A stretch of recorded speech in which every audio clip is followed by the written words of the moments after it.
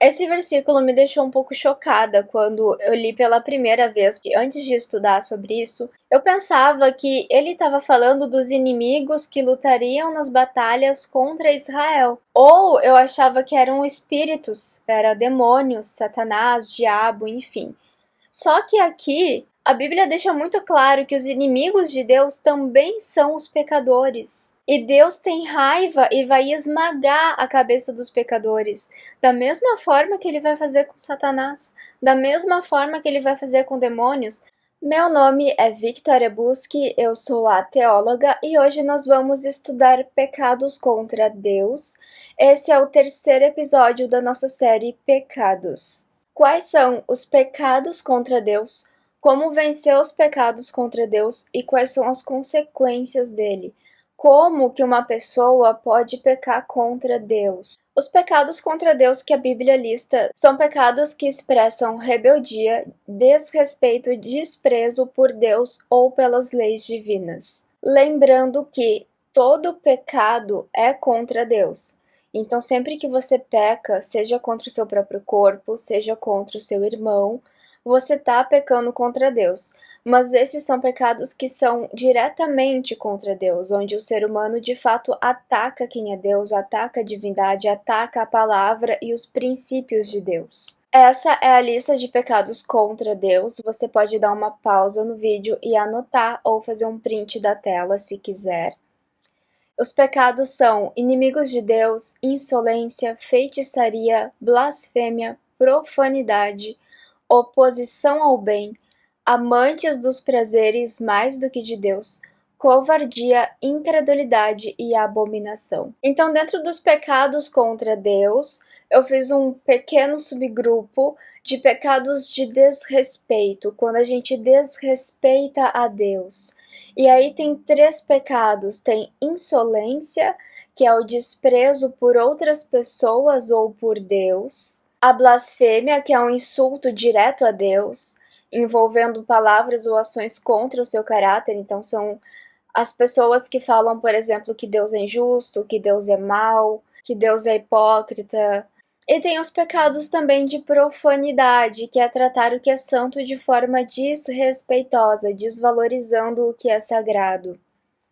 Então, a gente pode ver o pecado de profanidade muito presente, por exemplo, quando algumas pessoas, alguns militantes ateus ou alguns militantes de algumas ideologias contrárias à Bíblia, queimam Bíblias, rasgam a Bíblia ou encenam passagens bíblicas de uma forma que seja vergonhosa a Deus. Então, para vocês entenderem melhor a diferença desses 3 pecados, vamos usar ações para explicar.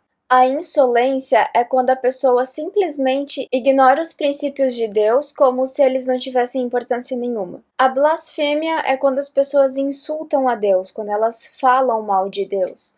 E a profanidade é quando elas pegam coisas que são sagradas, coisas bíblicas como a Santa Ceia, como a cruz, como a Bíblia, e tratam aquilo de forma desrespeitosa com o objetivo de envergonhar ou de humilhar a Deus e a religião. Em Gálatas 6, versículo 7 está escrito: Não vos enganeis, de Deus não se zomba, pois aquilo que o homem semear, isso também ceifará. Então, a pessoa que zomba de Deus, ela vai receber uma punição por ter feito isso. A Bíblia fala que essa pessoa não vai ficar sem um retorno justo. Em Hebreus 10, versículo 28 e 29, quem desprezou a lei de Moisés morria sem misericórdia, pela palavra de 2 ou 3 testemunhas. De quanto maior punição cuidais vós, que será considerado digno aquele que pisou o Filho de Deus, e teve por profano o sangue da aliança, com o qual foi santificado, e ultrajou o Espírito da graça.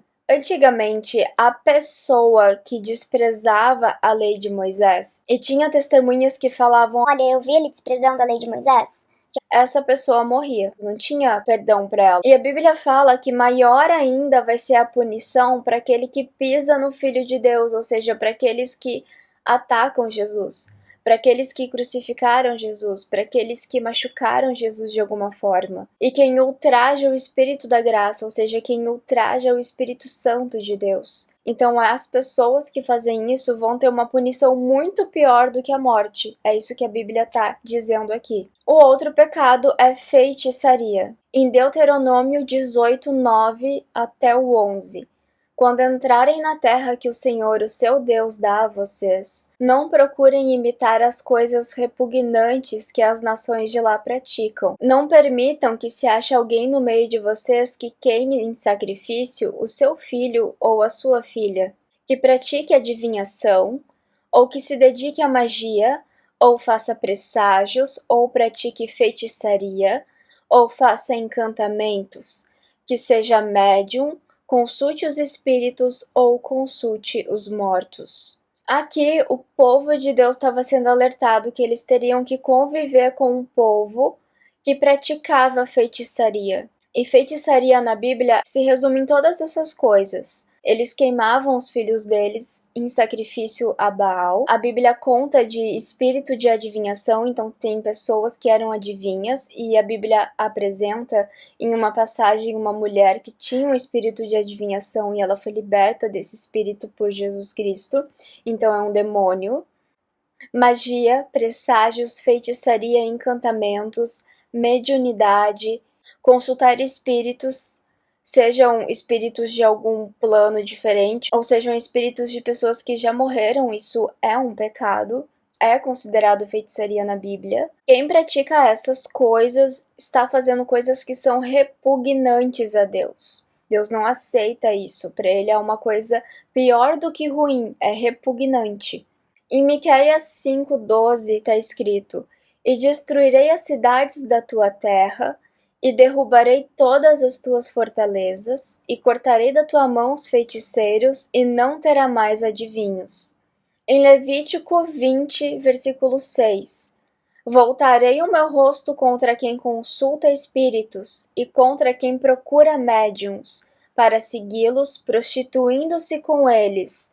Eu o eliminarei do meio do seu povo. Então aqui nós temos duas coisas que a palavra fala. Tanto o sacerdote espiritual que pratica feitiçaria, quanto a pessoa que procura por ele, serão eliminadas de alguma forma. As pessoas que buscam por essas coisas são tão culpadas quanto as pessoas que praticam. Então, se você é cristão e você precisa descobrir alguma coisa espiritual, você precisa saber quais decisões tomar, qual caminho seguir. Nunca procure um médium, um feiticeiro, alguém que pratique adivinhação. Isso é pecado. Então você deve procurar a Deus. Você vai ler a Bíblia, você vai orar e você vai esperar que o Espírito Santo revele para você o que você precisa saber. E a palavra também ensina que as pessoas que procuram por essas coisas, os cristãos que procuram por essas coisas, e naquela época os judeus que procuravam por essas coisas, estão se prostituindo. A palavra fala que nós somos a noiva de Cristo. E como noiva de Cristo, nós devemos ser fiéis a Ele. Quando você procura um outro Deus, você está se prostituindo porque você está traindo Cristo. E algumas pessoas acham que não tem nenhum problema eu sair da minha igreja em um dia, no outro dia ir numa outra religião. Elas acham que não tem problema eu procurar um adivinho, porque depois elas vão voltar para a igreja e vão continuar a vida delas naturalmente. Só que se coloque no lugar de Cristo como seu noivo. Se você é uma mulher casada, um homem casado, se você sair da sua casa agora, se encontrar com outra pessoa, dormir com outra pessoa, e voltar para casa e falar: Meu amor, foi só uma vez que eu dormi com essa pessoa, era porque eu precisava muito. Mas eu sou fiel a ti, então agora eu vou ficar contigo. O importante é que eu casei contigo, não importa se eu dormir com aquela pessoa um dia. Você acha que o seu parceiro vai cair nessa conversa? Você acha que o seu parceiro vai aceitar? Você acha que ele não vai sofrer com isso? Então, quando a gente procura outras coisas além de Cristo, quando a gente procura adivinhos, quando a gente procura outros tipos de religião, outros tipos de espíritos além do Espírito Santo, a gente está cometendo um adultério. Isaías 8, do versículo 19 ao 20. Quando disserem a vocês, procurem um médio ou alguém que consulte os espíritos e murmure encantamentos, pois todos recorrem a seus deuses e aos mortos em favor dos vivos, respondam: à lei e aos mandamentos. Se eles não falarem conforme esta palavra, vocês jamais verão a luz. Se alguém sugerir para vocês procurarem outras coisas além daquilo que Deus ensina na palavra dele, vocês devem ter uma postura determinada à lei de Deus e aos mandamentos de Deus. Se o mandamento de Deus é não procurar, a gente não deve procurar. Se o mandamento de Deus é que a gente busque somente o Espírito Santo e a revelação pela palavra, é isso que a gente deve fazer. E a palavra fala que se a gente cair nessa conversa e procurar outras religiões, outras coisas além de Deus, nós jamais veremos a luz. Nós voltaremos a viver em trevas. É isso que a palavra diz aqui. Então, só há uma forma de vencer o pecado da feitiçaria, que é rejeitando totalmente ele na sua vida. Se o teu filho está doente e alguém manda você ir na benzedeira, você é cristão. Fazer isso não é algo que Deus permite, isso é considerado adultério. Se você não é cristão e se você costuma ir na benzedeira, você não está cometendo nenhum adultério, porque você não é cristão, você não tem contra quem adulterar, porque você não é noivo de Cristo. Mas se você é noivo de Cristo, você não pode fazer isso, você não pode procurar outras religiões. Em Colossenses 2, versículo 9, porque nele habita corporalmente toda a plenitude da divindade, e estáis perfeitos nele, que é a cabeça de todo princípio e potestade. Toda a plenitude da divindade está em Cristo.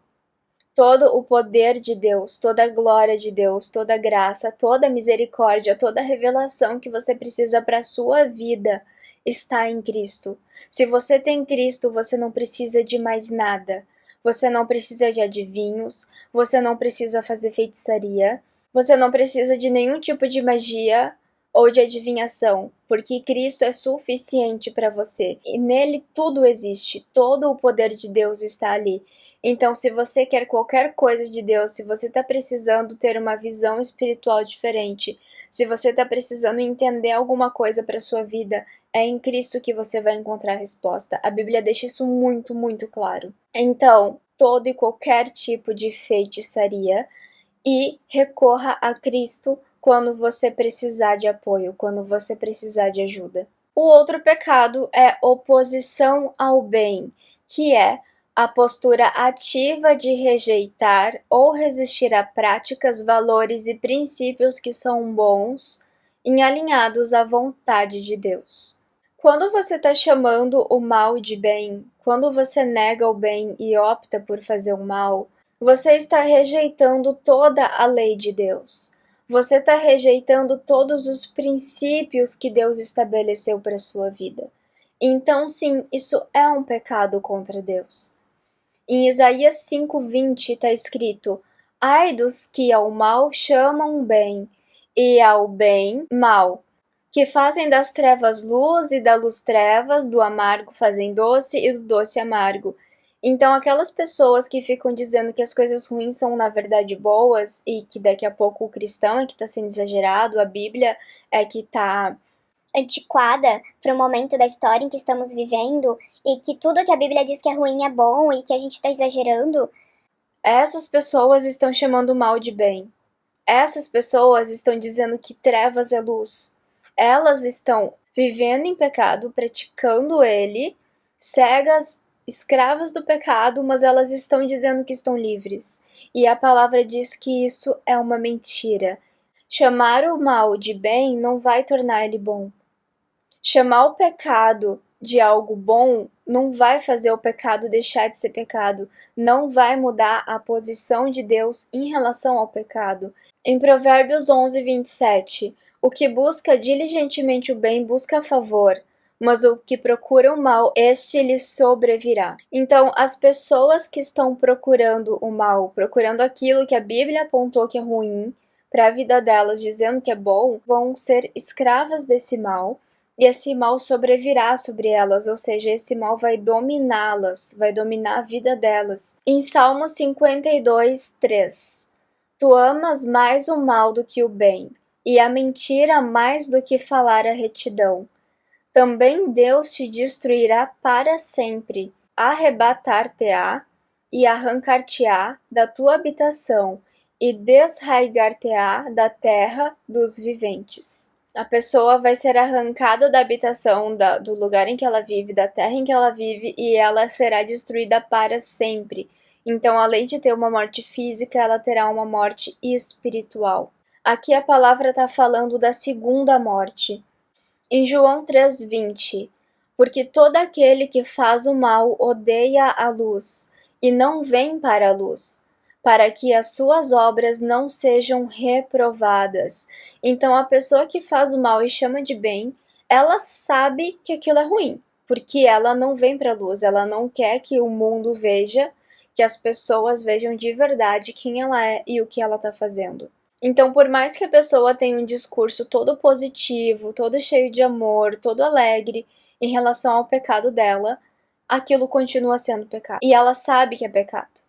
E ela vai se esconder da luz, ela vai se esconder da palavra de Deus, ela vai se esconder do Espírito de Deus, para que não seja revelado o que ela está fazendo de verdade. O outro pecado é amante dos prazeres.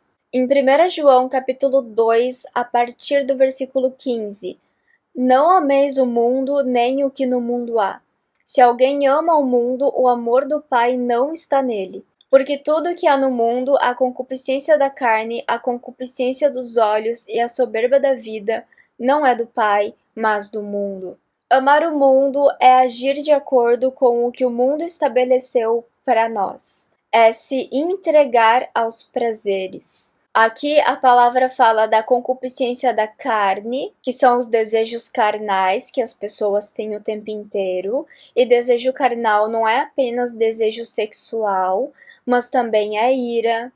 A concupiscência dos olhos, que é tu desejar aquilo que tu não pode ter, ou desejar mais uma coisa do que tu deveria ter. Por exemplo, eu começo a desejar mais o dinheiro, eu começo a amar mais o dinheiro do que eu deveria amar. E a soberba da vida, que é ter bens materiais, ter muito dinheiro, ter status. Essas coisas não são do Pai, mas são do mundo. Então, se você vive focado nessas coisas, você está vivendo como quem ama o mundo. E quem ama o mundo não tem o Espírito de Deus nele. Em 1 Timóteo, capítulo 5, versículo 6: Mas a que vive em deleites vivendo está morta. Se você vive apenas para os seus próprios prazeres, apenas para satisfazer aquilo que te agrada, então você está espiritualmente morta. A espiritualidade que nos aproxima de Deus não é uma espiritualidade que é confortável. A gente precisa ficar o tempo inteiro lutando contra a nossa carne, lutando contra a nossa preguiça, lutando contra as nossas crenças, para que a gente consiga obedecer a Deus e se aproximar dele, ouvir a voz dele e cumprir o que ele está dizendo. Tiago 4, versículo 1: De onde vêm as guerras e as pelejas entre vós?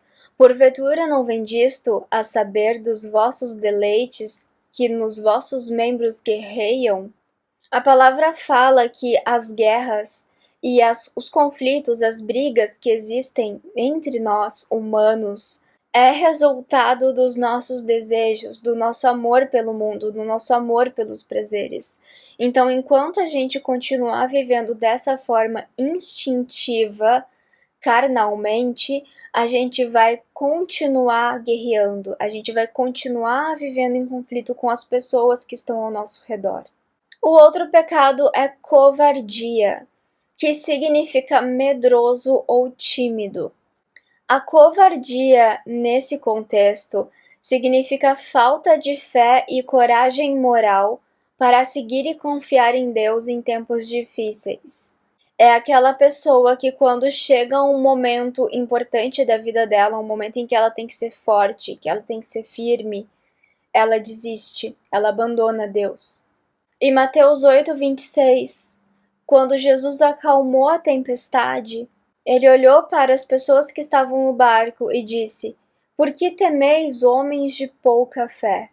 A palavra temeis, nesse versículo, ela é a mesma palavra deilos, que significa medroso, tímido ou covarde. Então ele está falando por que estão com medo, por que vocês se acovardaram diante dessa tempestade, homens de pouca fé. Então aqui Jesus deixa explícito para nós que o temor, não o temor a Deus, mas o temor às circunstâncias, está relacionado com a falta de fé ou com a pequenez da nossa fé. Quanto mais fé você tem em Deus, menos você teme os problemas que surgem na sua vida. Então, se está vindo uma luta na sua vida e você sente que você está se afastando de Deus, em vez de estar se aproximando de Deus, é importante que você comece a trabalhar a sua fé, pedir fé a Deus e começar a entender como ter mais fé. Eu fiz um devocional sobre a fé, sobre como aumentar a fé, o que é fé. Então, se você precisa disso, se você quer conhecer mais como fazer isso, assista esse devocional. O outro pecado é a incredulidade, que é a recusa ou incapacidade de acreditar em Deus e em suas promessas. Em Hebreu 3, versículo 12: Vede, irmãos, que nunca haja em qualquer de vós um coração mau e infiel, para se apartar do Deus vivo. Maldade e infidelidade estão juntas. Pessoas boas são pessoas fiéis. Um homem bom é um homem fiel à sua esposa, é um homem fiel a Deus. E isso faz com que as pessoas se afastem de Deus, se apartem, ou seja, elas são separadas de Deus. Em Hebreus 3, versículo 19, e vemos que não puderam entrar por causa da sua incredulidade. Quando o povo estava saindo do Egito, naquele momento em que estava sendo guiado por Moisés, eles passaram pelo deserto, mas muitos deles morreram no caminho e não puderam entrar em Canaã. E aqui o apóstolo Paulo está dizendo que as pessoas que morreram no caminho do deserto não entraram em Canaã porque elas foram incrédulas, elas não estavam crendo no que Deus estava fazendo e que Deus tinha uma terra prometida para elas. Então a incredulidade, ela faz com que a gente perca as bênçãos e as promessas de Deus. A incredulidade não é só não crer que Deus existe ou que Jesus Cristo é o nosso Salvador, mas quando tu não crê numa promessa de Deus, quando tu não crê no poder de Deus para transformar, para restaurar a tua vida, quando você desiste de orar, quando você desiste de buscar Deus, você está sendo incrédulo e você está pecando contra Deus. O outro pecado contra Deus é a abominação. Em Levítico 18, 22 está escrito: Com o homem não te deitarás, como se fosse mulher, isso é a abominação. Em Provérbios 6, 16 ao 19, está escrito: 6 coisas o Senhor aborrece, e a sétima a sua alma abomina. Eu tirei aqui as coisas que o Senhor aborrece, só para a gente chegar no ponto que a gente quer falar, que é a abominação. O que semeia contendas entre os irmãos. Então aqui a gente pode entender que a abominação é um sentimento pior do que não gostar. É um sentimento pior do que detestar. Ele abomina, aquilo é inconcebível, é intolerável para ele. Fazer uma abominação é fazer algo que Deus não tolera. Coisas que Deus não tolera, a palavra fala que é um homem deitar com outro homem como se fosse mulher, é algo intolerável para Deus. Semear contenda entre os irmãos. Então, começar a criar conflitos no meio do povo de Deus. Então, aquela irmã fofoqueira que tá sempre falando mal de um e de outro, que tá sempre tentando minar a confiança das pessoas dentro da igreja ou dentro da família, essa pessoa tá cometendo uma abominação. Deuteronômio 7:25. As imagens dos seus deuses queimarás no fogo. Não desejareis a prata nem o ouro que está sobre elas, nem o tomareis para ti, para que não te insignes nisso, porque é abominação ao Senhor teu Deus. Adorar outros deuses é abominação, é algo intolerável, insuportável. Deus não aceita de jeito nenhum, é adultério, como nós falamos lá. E ter imagem de outros deuses na sua casa, isso é algo que Deus não aceita. Então aqui nós temos 3 coisas que Deus considera abominação: relação sexual entre pessoas do mesmo sexo, provocar discórdia entre os irmãos e adorar outros deuses. O outro pecado é ser inimigo de Deus. Esse pecado, ele acaba abordando todos de uma certa forma, vocês vão entender. Em Colossenses 1:21 está escrito: antes vocês estavam separados de Deus, e na mente de vocês eram inimigos por causa do mau procedimento de vocês. Antes quando? Antes da gente se converter a Deus. Antes de Jesus morrer na cruz por nós. Antes da gente aceitar o sacrifício de Cristo, declarar a salvação de Cristo na nossa vida. Antes disso, nós estávamos separados de Deus. Antes disso, nós éramos inimigos de Deus. Esse pecado, vocês podem ver que também está relacionado com a incredulidade. Em Tiago 4:4 está escrito: adúlteros, vocês não sabem que a amizade com o mundo é inimizade com Deus? Quem quer ser amigo do mundo, faz-se inimigo de Deus. O adultério, tanto o adultério conjugal quanto o adultério espiritual, que é adorar outros deuses, te torna inimigo de Deus. Você está se relacionando com o mundo, se relacionando com a cultura do mundo, vivendo o que o mundo diz para você viver e ignorando aquilo que a Bíblia manda você fazer. Em Salmo 68:21, certamente Deus esmagará a cabeça dos seus inimigos, o crânio cabeludo dos que persistem em seus pecados.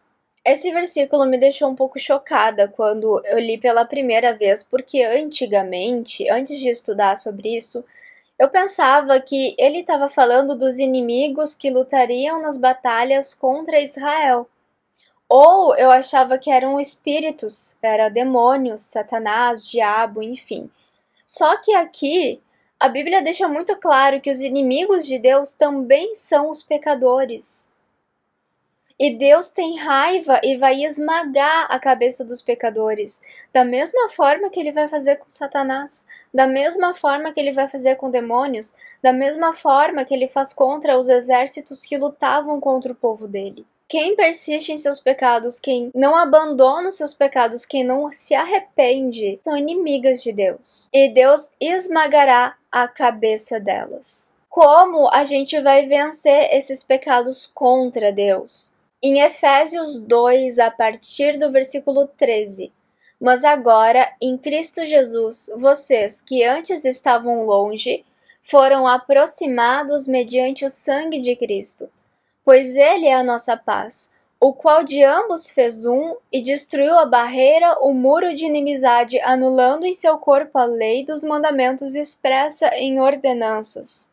Até aqui, o que a palavra está dizendo? Que nós estávamos longe de Deus, por meio do sacrifício de Cristo nós fomos aproximados, mas não apenas fomos aproximados, nós fomos feitos um com Deus. Agora nós estamos conectados com Deus. Não é Deus aqui e eu aqui, é eu e Deus unidos, juntos. Continuando, o objetivo dele era criar em si mesmo, dos dois, um novo homem, fazendo a paz e reconciliar com Deus os dois em um corpo, por meio da cruz pela qual ele destruiu a inimizade. Então, por meio do sacrifício de Cristo, pôde existir um novo homem. Antes, o homem conseguia entender racionalmente o que é bom e o que é ruim. Mas a transformação do ser humano, a transformação íntima, profunda, real do ser humano, ela só acontece mediante o Espírito Santo de Deus quando ele vem habitar em nós. E nós nos tornamos o templo de Deus. Então eu sou um com Deus não só porque eu acredito em Deus, porque eu aceitei Deus, mas porque Deus habita em mim de alguma forma. O Espírito Santo de Deus está comigo. E esse Espírito comigo é uma prova de que a minha inimizade com Deus foi destruída. Agora nós somos amigos. Agora nós estamos juntos na mesma caminhada. Em Hebreus 10, versículo 26 e 27. Se continuarmos a pecar deliberadamente significa pecar sem se preocupar com o amanhã. A gente vai pecando sem parar, sem se importar. Depois que recebemos o conhecimento da verdade, já não resta sacrifício pelos pecados, mas tão somente uma terrível expectativa de juízo e de fogo intenso que consumirá os inimigos de Deus. Mais uma vez aqui, a palavra aponta que inimigo de Deus é aquela pessoa que vive em pecado. Aqui, a palavra está falando sobre as pessoas que pecam deliberadamente, sobre as pessoas que sabem que estão pecando, entendem qual é a verdade de Deus, elas sabem o que é errado, mas elas continuam pecando porque elas querem pecar. Não é a mesma coisa de uma pessoa que está tentando fazer tudo certo e em algum momento ela tem uma escorregada. E em algum momento você vai pecar, porque você é humano. A palavra diz que a gente peca todos os dias. E vão ter pecados que vão passar despercebidos pela nossa mente e outros a gente vai se dar conta que a gente errou. A gente deve pedir perdão por esses pecados e não cometer mais. Então, tá tudo bem. Deus entende que a gente é fraco, Deus entende que nós somos falhos e que nós podemos cair, mas permanecer no chão é uma opção. Continuar pecando é uma escolha da pessoa. E isso é algo que Deus não tolera. Isso é o que te torna inimigo de Deus. Em Tito 3, versículo 10. Ao homem que provoca divisões, depois de uma e outra admoestação, evita-o. Se você está se relacionando com pessoas que praticam aquele pecado da abominação, que é causar conflito e divisão entre os irmãos, a sua responsabilidade é admoestar o seu irmão, ou seja, avisa o seu irmão que ele está cometendo pecado, alerta ele da importância sobre isso, uma ou outra vez, ou seja, umas 2 vezes. E se o teu irmão não parar de fazer isso, você deve evitá-lo, você deve se afastar dele. Porque se você não fizer isso, você vai estar participando do pecado dele. Se você não fizer isso, você vai estar sendo tentado e influenciado a pecar também. Então, a gente deve admoestar os nossos irmãos, ensiná-los, exortá-los. E se isso não resolver, a gente deve sim se afastar deles. Você já cumpriu o seu papel e daí você pode ficar orando pelo seu irmão, mas você não deve mais ter aquela convivência íntima, próxima que você tinha antes com ele. Em 2 Coríntios capítulo 6, versículo 14, não vos prendais a um julgo desigual com os incrédulos. O que é um julgo? Quando os bois carregavam as carroças, eles tinham uma madeira que ia nas costas dele. E cada boi puxava a madeira para frente e a carroça andava. E quando o dono dos bois pedia para os bois ir para um lado, os dois iam ao mesmo tempo. Mas ter julgo desigual é servir a 2 senhores diferentes. E na hora de escolher um caminho para seguir, cada boi tenta ir para um lado. A carroça não anda. Os bois vão se machucar ali, mas eles não vão conseguir ir para nenhum lado. Então isso é julgo desigual. Se você serve a Deus e você está se relacionando com uma pessoa que não serve a Deus, que serve a Mamon, como a Bíblia fala, que é o dinheiro, ou a outros deuses que não é o nosso Deus, vocês estão indo cada um para um lado. Vai chegar um momento da história de vocês em que vocês não vão conseguir mais andar juntos. Ou vocês vão cair juntos, ou vocês vão ficar estagnados. Em 1 Coríntios 5:11, mas agora escrevo-vos que não vos associeis com aquele que, dizendo-se irmão, for impúdico ou avarento, ou idólatra, ou maldizente, ou bêbado, ou ladrão, com tal nem ainda comais. Esses irmãos que estão indo na igreja, que estão assistindo o culto, fazendo tudo bonitinho dentro da igreja, mas quando o culto termina, eles agem como pessoas mundanas, eles agem como pessoas que não têm Deus. Você deve se afastar, não fica perto delas. Essas pessoas não vão trazer nada de bom para você. Você deve orar por essas pessoas. E você deve admoestar ela em um momento ou outro. Mas você não deve se relacionar com elas. É diferente de você estar, por exemplo, se relacionando com uma pessoa que entrou na igreja agora. A pessoa não conhece a palavra, ela está aprendendo e conforme ela aprende, ela vai se desenvolvendo. Então é claro que essa pessoa vai ter muita coisa para organizar na vida dela. E daí você pode ficar com essa pessoa, ser próximo dessa pessoa, compartilhando uma vida cristã com ela. Mas aquele irmão que está na igreja há 10, 15, 20 anos e que não muda, não obedece e faz tudo o que a Bíblia diz para ele não fazer, desse irmão você deve se afastar. No próximo estudo, nós vamos estudar quais são os 22 pecados contra o próximo, quando a gente peca contra os nossos irmãos. Eles representam atitudes que prejudicam as outras pessoas. Esse foi o terceiro vídeo da nossa série Pecados. Se você quer continuar aprendendo mais da Palavra de Deus e acompanhando o canal, segue o canal. Não esquece de curtir o vídeo, isso vai fazer com que mais pessoas tenham acesso a esse conteúdo. E claro, compartilha com alguém que você sabe que quer aprender mais da Palavra de Deus.